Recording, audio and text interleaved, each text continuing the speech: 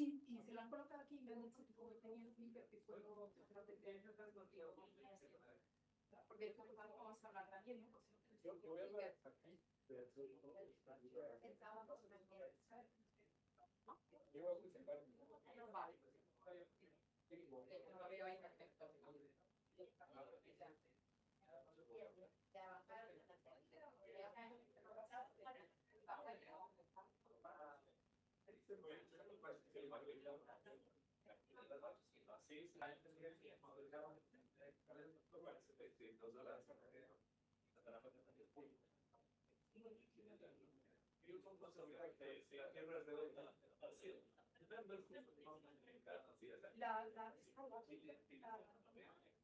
Sí, pero entonces, claro,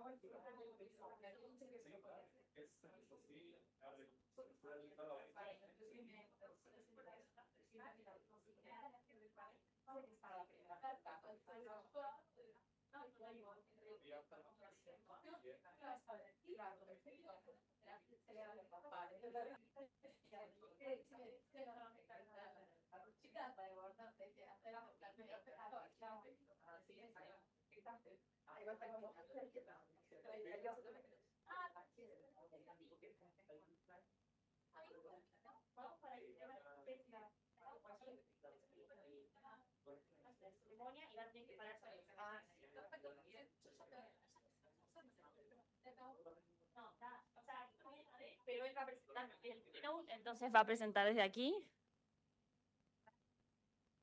Sí.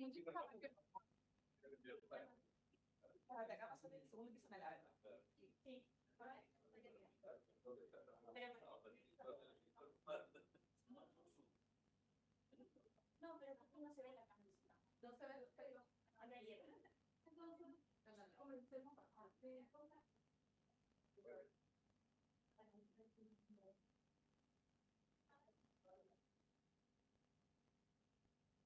Hola, bien, bueno. Bueno, buenos días para todas y para todos. Muchas gracias por acompañarnos hoy. Adelante a Good los que morning. van llegando. Good morning, all. Thank you so much for being here. Welcome. Please come in. This is the second day of the Energy Week. I really would like to thank your presence here, as well as the support of our organizers, sponsors, and the strategic allies that make this encounter possible.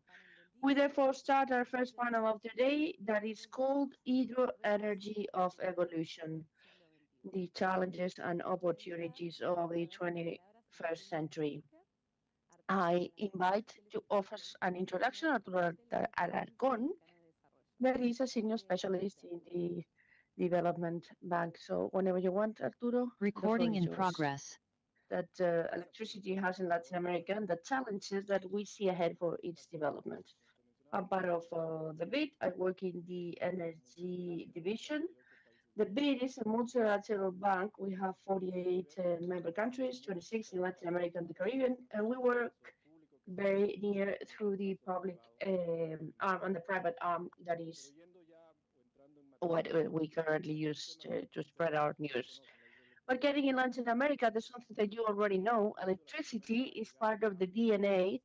We mentioned Latin America a lot, has reached 70% of renewable energy, and it is near the 42% in the electrical matrix at a regional level. And the inclusion of this sun energy in the countries has been made clear and accessible thanks to that. The electricity, I won't get into detail, is a very steady source of energy, has low rates and stability of prices, and helps in the economic growth not only through the cheap energy, but through and thanks to local economies as capacity of storage and that is something essential today for the electrical issues. It's a source of generation that is deliverable, that is flexible, and can act in few seconds. It's something very important for the current systems, and it's a renewable energy and on low cost. All of this makes it a very auxiliary electrical system that cannot be easily substituted by other technologies. What I said, and the idea here to simplify information, the relationship that we have with hydroelectricity and the matrix, I don't know the curve you see it here. The Excel has the percentage of penetration of the electrical matrix and choose as well the prices. You see that there's a relationship as the outliers are here in Jamaica and in Paraguay, but the hydroelectricity has quite a good level of penetration, and there's also a high stability of the prices that we have. They're not subject to variations of oil or gas.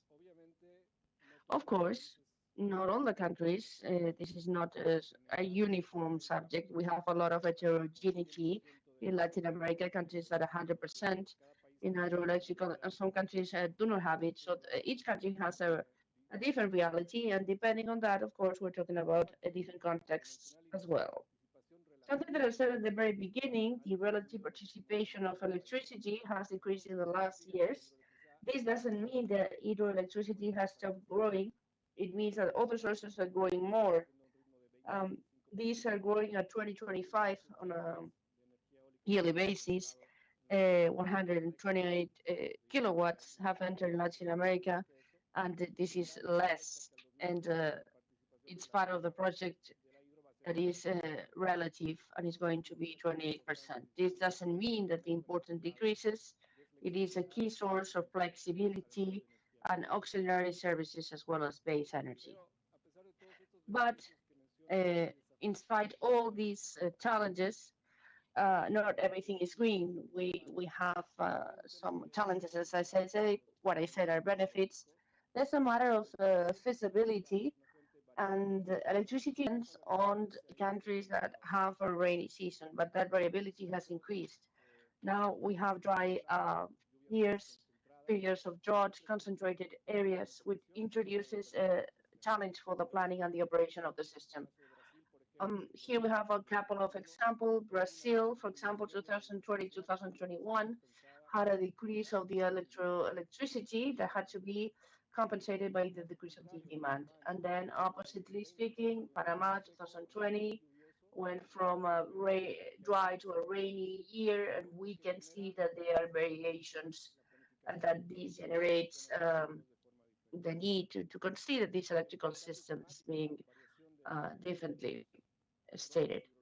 And the hydrological patterns can be modulated. Of course, it has some uncertainty, but we work through some models, and it's going to decrease in some regions to 110, and it's going to change. When we talk about hydrological variation, it's going to decrease, and it's very depending on different types of accounting ideas and some changes.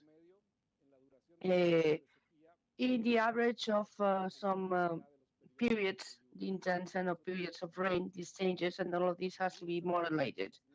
These are challenges of our hydroelectrical park. Latin America was very successful in the 70s, 80s, and 90s. We constructed another items near about 5 gigawatts per year. So this means that half of our electrical park has complied with our shelf life. And then some 2 or 3 gigawatts per year needs to be very modernization is being fulfilled in several countries. But this is something that needs to be paid attention to. The sector should include the supervision on the modernization. Then we did all together with the International High Power Association. We made a request, and we're talking about $33 million.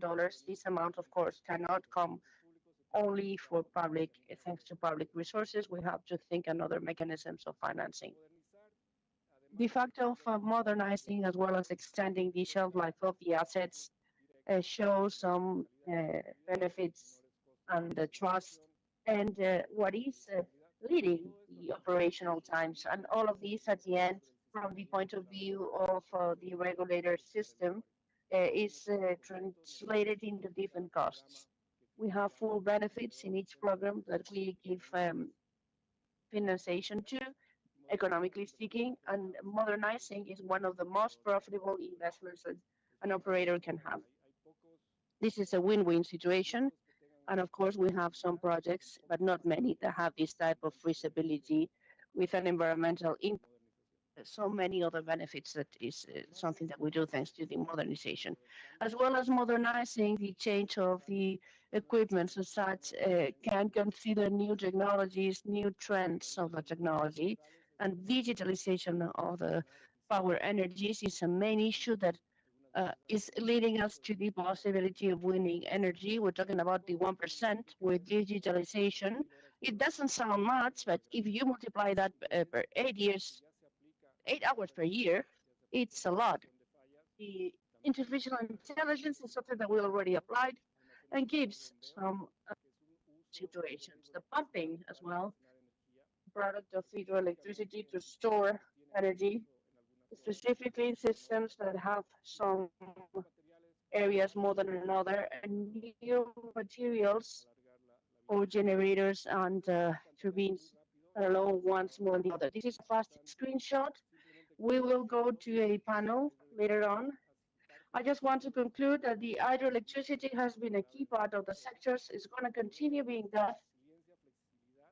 It supplies resilience, sustainability, and it's a key element to continue improving and getting into the solar energy. We already have some of them very clear, and also let us not forget different ways to take profit of technology. Now we invite the panel to comment and talk about this information. Thank you so much. Thank you so much. And Arturo, please. Now, please you can offer us the microphones, and I will invite the rest of the panelists. They are Elena Perez, responsible of events and institutional relationships, responsible party of hydroelectricity, the company and the corresponding area. Mariela, the one that deals with Salto Grande. Bernie Rojas, manager of electricity of the Institute from Costa Rica concerning electricity. A big applause for them, please. Okay, let us start with the panel then. Thank you so much. Good morning. Thank you so much. Thanks. Welcome to the panel. This is a luxury panel that we have today. It has a very good gathering of experiences. And the first question that I have is for Elena. What about this HLA? Tell us about it. Makes regional monitoring of the advance of each of the regions. And what about the technologies? Is this something that happens to the evaluation that it has is part of the evolution in Latin America, right? And how do we compare that with the evolution in other regions?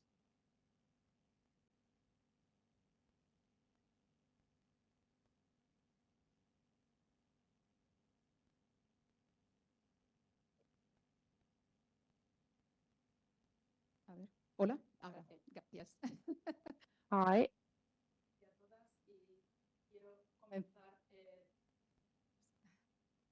I would like to start.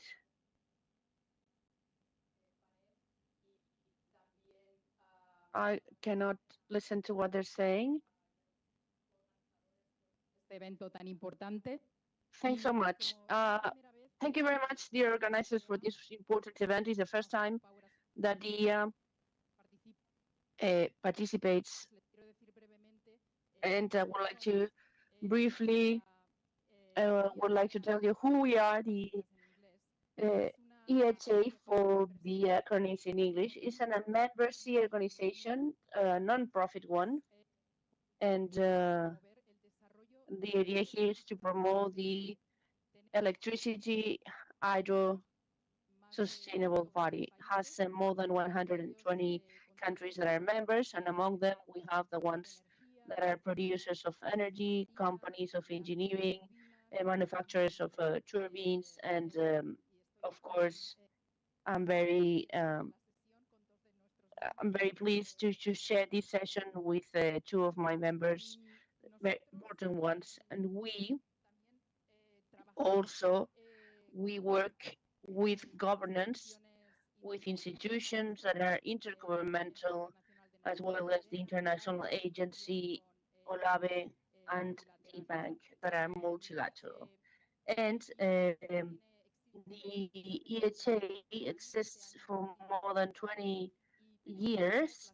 This year will be 30, in fact, and we have a London.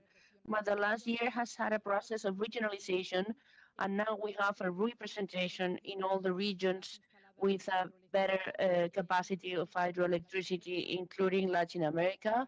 And my colleague, Lorenzo Garrido, is here right now, but he is our representative in the region. And what we want, and one of the reasons that we're here, is because we want to work nearby with our members, collaborators, and associations to try ideas and challenges concerning the solutions, the possible solutions, but at a regional level. And I will answer the question that has been asked, and how Arturo has already said that the EHA, for the acronyms in English, produces the World Hydropublic Outlook. And in this publication, we analyze the progress, the global progress of electricity, and we see the leaders that contribute to these editions. And then as well, we see some projects of which are the challenges and the opportunities, and we supply the good practices as well as the regulatory frameworks and financiation. I'm going to offer that info. This is based on the data of the Outlook that is also available in our webpage. And to give an answer to that, let us see. One of the main messages that I would like you to remember here, something that Arturo has indicated, is that the sector, the industry is growing. And that is something that we've seen this year because the capacity of hydroelectricity reaches 1,443 gigawatts concerning the previous ones in the concerning the last year that we were in 1,419 kilowatts. So this is some data that is very important, and let us remember that this represents a 14% of the electricity at a worldwide level. What we have we've been observing concerning conventional electricity, and this relates to another type of electricity, is that we've seen a moderated growth. So in these 24 gigawatts that have been added, 16 correspond to this hydroelectricity that is conventional. But what we see is that the storage by pumping is a very simple technology. It's the concept that deals with electricity and is part of the pumping system that goes to the main tank. When there's no wind and there's no electricity, frees the water thanks to the turbines and produces energy. So therefore, here we direct ourselves to the audience and we talk about batteries of water. So you have the concept incorporated. And we need to remember that the storage per pumping represents more than 90% of energy of high duration. So we have the batteries that are the largest all over the world. And what we are observing here is that this storage is reducing the gap with the hydroelectricity that is conventional. And in the last 20 years, The production of storage by pumping has an average of 2. We had an increase of 8 gigawatts of storage by pumping. And what we see is that the trend is increasing until we reach the situation that the new additions of the electricity is going to depend and change things like that. But there's a confusion and is a conventional focus of what is going to happen. Next slide, please. I want to show these slides. This is the statistics concerning all the electricity because this shows that this hydroelectricity that is so relevant belongs to different regions all over the world, and also shows, as well as the importance, how the electricity contributes to the growth of the largest economies, among them China, Brazil, United States, Canada, Russia, Japan, India, Norway. Last slide, please. The trends that are regional. Now that we have the context at a global level, and it's not a surprise, is that China is at the avant-garde of the new development, and Southern Asia and Central Asia have had quite an important incorporation with a very solid year with more than 4 gigawatts, and Africa as well. Duplicated the capacity concerning 2023. And in Europe, we have had a year of growth, and this has reached a maximum concerning the generation of hydroelectricity. What we've seen in Latin America is that this has become slower, the growth. But what we need to remember is that Latin America, as Arturo said, contributes the 43% of the energetic matrix, and then also it reaches the 60%. And this is very important. There's no energetic transition if we do not take care to the infrastructure that we have. So I would like to say what Arturo has quoted already. We see the trend with the increase of the storage to make these wind energies and sun energies much more updated. This needs to be refashioned because we need to update it, and this will have that the hydroelectricity is more resilient. This is the key element that we have to have into account. But what has made evident in the years of drought is to underline the role of electricity and the role of storage. And we, at the same time, we've seen that as well as the trend, we've seen that the 10%, there's been an increase of the 10% of the hydroelectric generation concerning the 2023. And this is given thanks to the increase of modernization in regions in Europe. And then at the end, we have the possibility to say that there's a portfolio that reaches a gigawatt, but the largest part, as we've seen in these slides, is that the capacity per storage is larger, really, it's more than half, 575 megawatts. And in Latin America, there's a portfolio of projects that is very important. If we relate this to different stages, this doesn't mean that it's going to be done, but they're guiding and ruling this portfolio. And thanks to the storage of pumping, there's almost no gigawatt and some others in the portfolios of projects. So there's where Latin America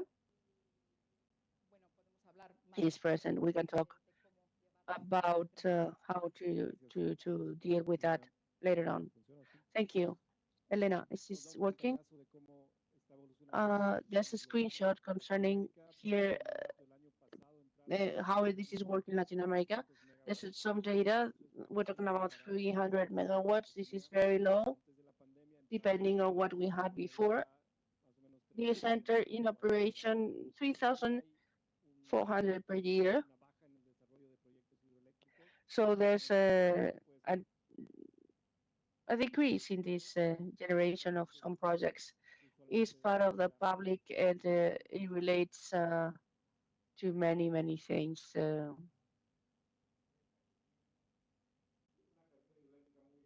País que tiene prácticamente el 100% de su energía eléctrica There's renovable. a great percentage that is renewable, and the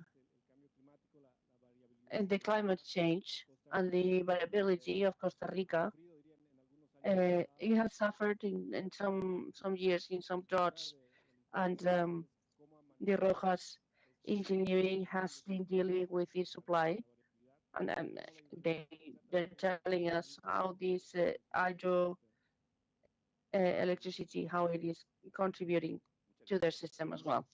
Thank you so much. Thank you for being here, and it's a pleasure to be here. As Arturo says, it's a good, important thing to have a renewability. We have had some situations in the 2020, and we had a change. I'm sorry, the microphone is cutting off, and we are missing some important information.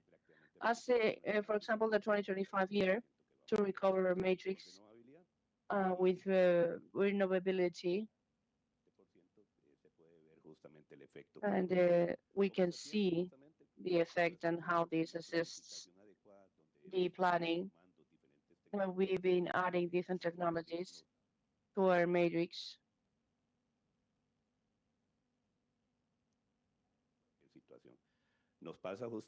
I'm sorry, the mic keeps cutting off.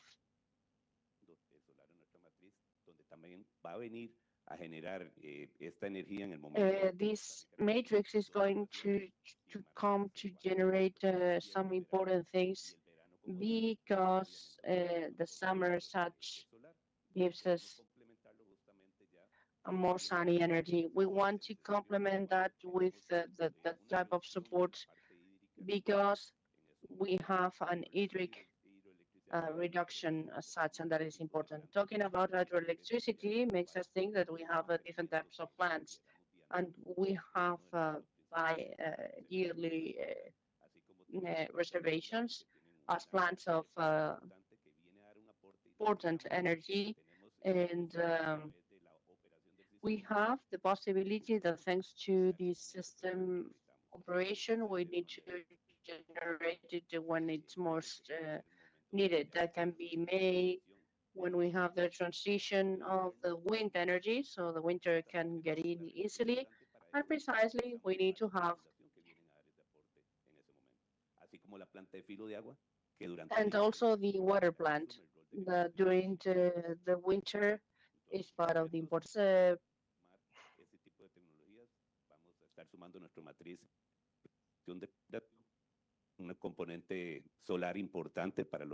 I'm sorry, we're not receiving good sound.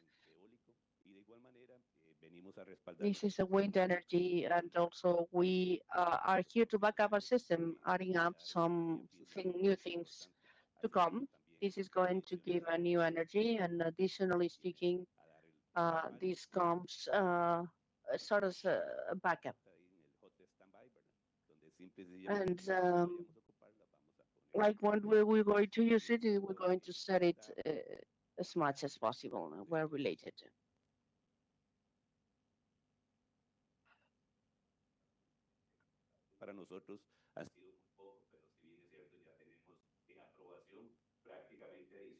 No, sorry, we're not getting sufficient sound quality to interpret. Muchas gracias. Thank you so much.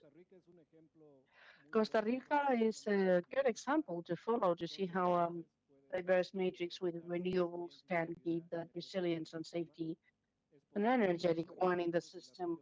It's possible. We have different sources, and the region has geothermia as an element that can include security to the system. And going to the south, Noelia coordinates this modernization subject and is part of a binational of a 19 Argentina here in Uruguay, have financed their construction, and now we're so proud to finance their modernization. We've been having this for several years now, and the modernization program, my question related to that is to know how is Salto Grande taking profit of that, including um, this digitalization to modernize and not only thinking about changing new teams and leaving the old ones aside. I'm sorry, the microphone keeps cutting off and it's very difficult for us to understand the idea.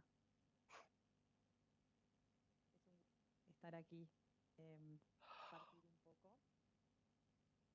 poco. Es un ejemplo emblemático. Operación This is a very important example. And this is a plan that was created all together with Uruguay, and this has happened for more than many decades and is key in the two countries.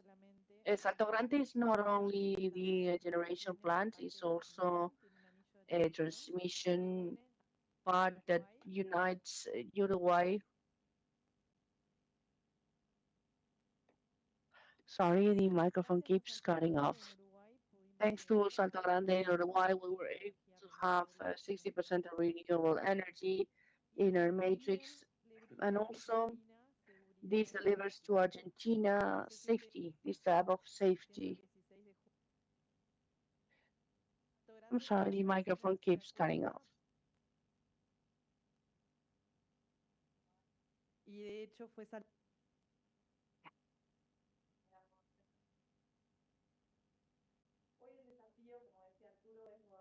planta, So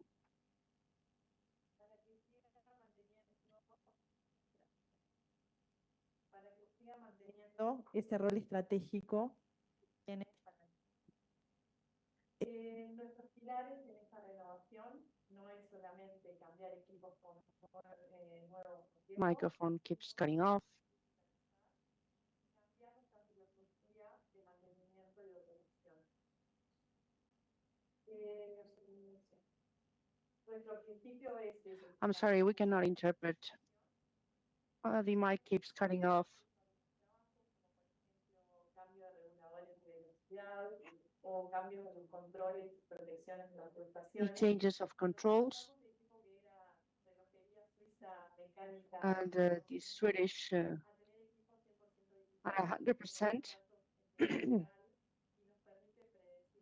This allows to operate.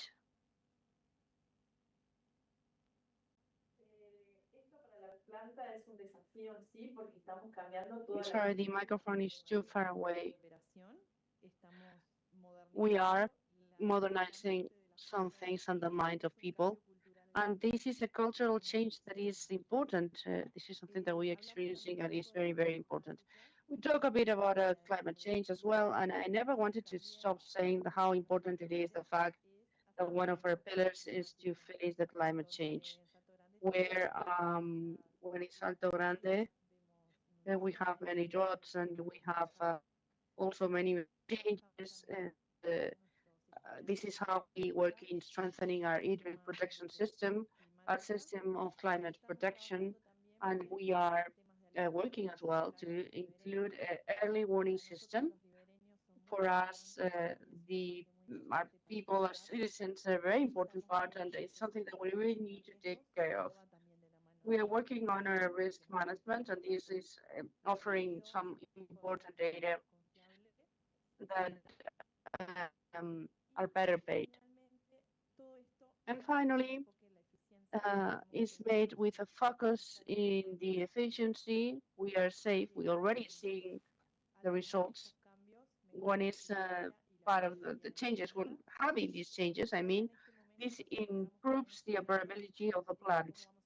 Also, we are going to change this part of generations from the bit. We are very thankful and for that, and it is very important to have all this data.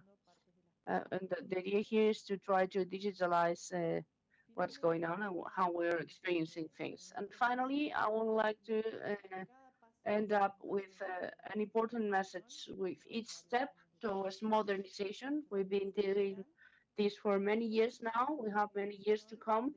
For us, it is a restate of the commitment at a well level of what we do between both countries. We are convinced that this is what we need to do to face this type of challenges. We have 10 minutes now. There's time for a round of questions. I'm sorry, they're not using the microphone. So it's part of, they're not using the microphone, I'm sorry.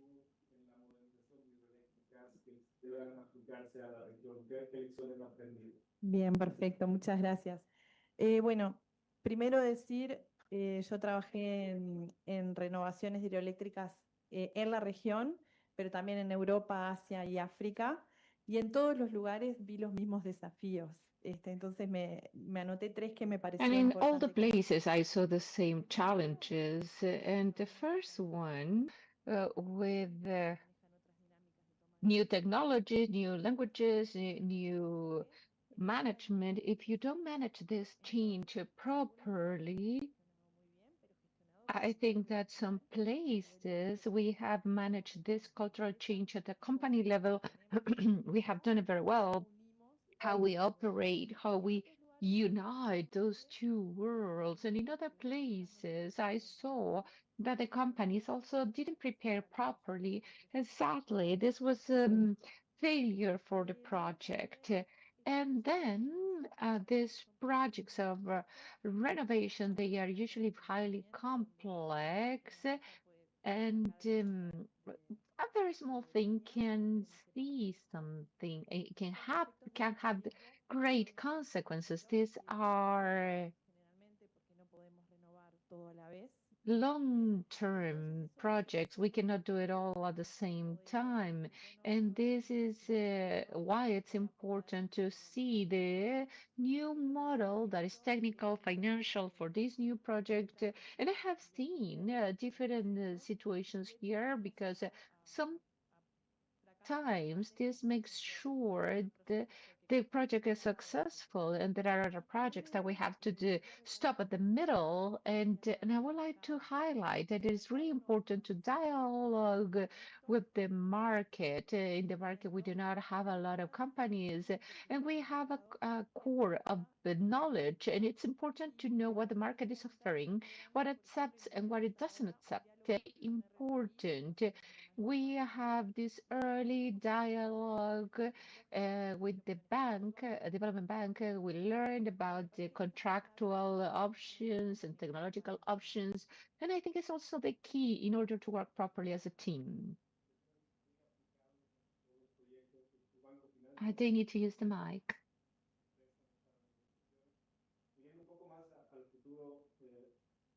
Mi pregunta para ti era, ¿cómo ven desde ICE la hidroelectricidad en el rol de la matriz costarricense a futuro? ¿Cómo están pensando su coordinación con las nuevas tecnologías que incorporan?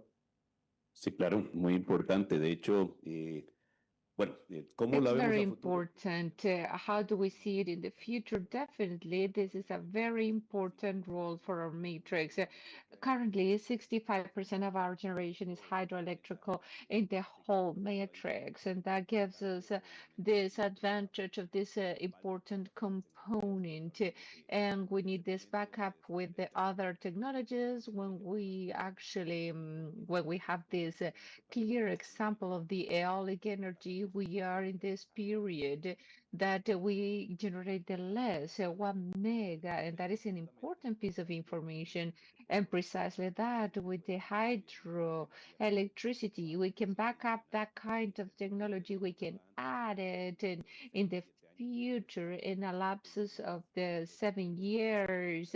We hope to have 7 megas of geothermal energy and the participation of the local regional market, and that is also very important, so we can back up those systems, but electricity today is going to have an important constant participation. In fact, we see this is properly trained so we can define what is the best condition to have this modernization process, not necessarily everything. But the impact of this, I mean, to stop this plant for a long time, in the long time of maintenance, this is going to have important effects in our planning, and that has to be taken into account. And I would say that the planning, it is the science behind everything. And I think the different areas of modernization and additions that we can have that are important to back up the system, it's very important, the most important thing actually. Sobre todo para nuevas tecnologías del sector hidroeléctrico en Latinoamérica? Muchas gracias. Bueno, creo que Thank you very much. I think that we have answered that a little bit and aligned with what is going on in the international world. We still have potential to develop hydroelectricity in the conventional way, maybe in a lower scale, but now the focus it's been put in the role of hydroelectricity to help the penetration of and variable energies. So the storage by pumping, as we have said, it is what we see that it should be considered more in Latin America. And then, of course, modernizing, digitalization, hybrid systems, and also storage. And all of these to have the infrastructure, the plants, that it's a more resilient. And of course, we have to have into account that we are going to have more demand, and we have to keep that production. I would like to highlight that a few weeks ago, IHA had a forum of pumping storage, and we have the presence of more than 500 participants and attendees talking about this topic, and there were representatives of India, China, Europe, Australia, and we were really happy to see representatives of Latin America. We have Chile representatives because they are very advanced in terms of the storage. And also we have representatives from Dominican Republic, and these countries, together with Brazil, are part of the Global Alliance for Storing by Pumping. And this is an alliance that it was created in COP29, and it has more than 55 organizations and government and OLADE as well. And they have been getting together the last year, talking about pumped storage and talking about the challenges that are so common with the different region styles and regarding the regulatory framework and also the mechanisms of funding, and also that it has to be paying attention to the services that are paid about electricity and pumped storage. So I just wanted to say that because we come from Paris and we have seen a lot of energy in the sector coming from other regions. And I would like to tell you that there is a lot of mobility there and there are different challenges and we have to work on them. And the regulatory framework, again, funding also, it has to be helping uh, for this to have a higher funding.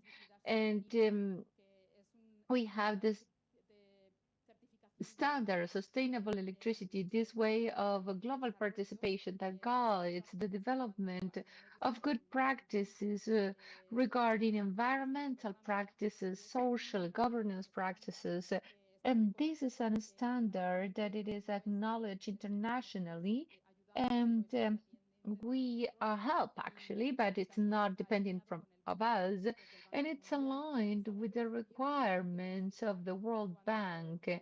And there is something to consider here from the World Bank when they have their licensing process, and this can help us into consider these aspects of environment, social aspects, and governance aspects, and also for these financial entities, we have the green bonuses, because they have certified this project. And through the RE100 that only accepts electricity when it is sustainable and when they are complying with these standards. And now we have to be actually with present because we have the will. And I have to close this panel, and actually we can have a mini panel with every one of these topics, but there is this key message to close up. Electricity has been important part. Hydro energy is going to be continue to be important in the matrix of all the countries. This new renewable energy and low cost is going to be important. Coordinating with eolic energy to have a renewable and safe matrix, and this new storage, pumped storage and digitalization. All of this is going to include different new projects with new plans and with new standards that are social and environmental standards and compliance, and that is going to certainly help the region. Thank you, panelists. These speakers are wonderful, and I ask for an applause for them. Thank you very much. I ask you if you can now have a picture taken.